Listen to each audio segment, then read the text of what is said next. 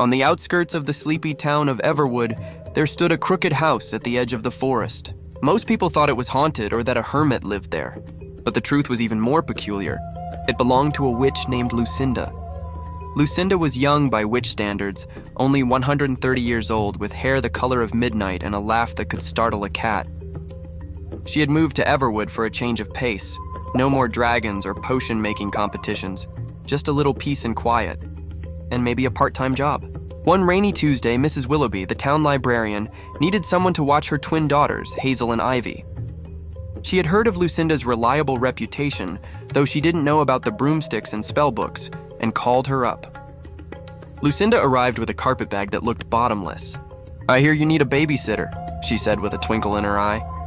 The twins were skeptical at first. Babysitters were boring. They read boring stories, gave boring snacks, and said boring things like, "Time for bed." But Lucinda was different. When she read, the characters stepped right out of the pages. When she made snacks, they danced on the plate. And when she said it was time for bed, the beds tucked the girls in themselves.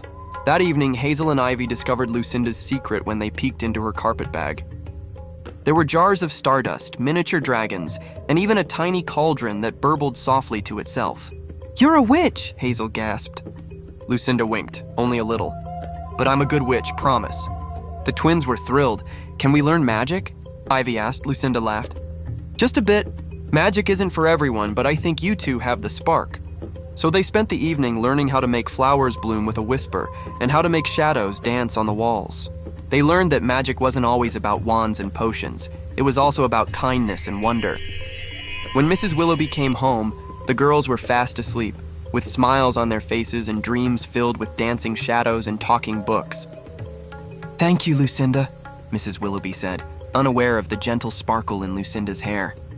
Lucinda just smiled anytime. "Call me whenever you need a little enchantment." And so, the crooked house at the edge of the forest was no longer a mystery.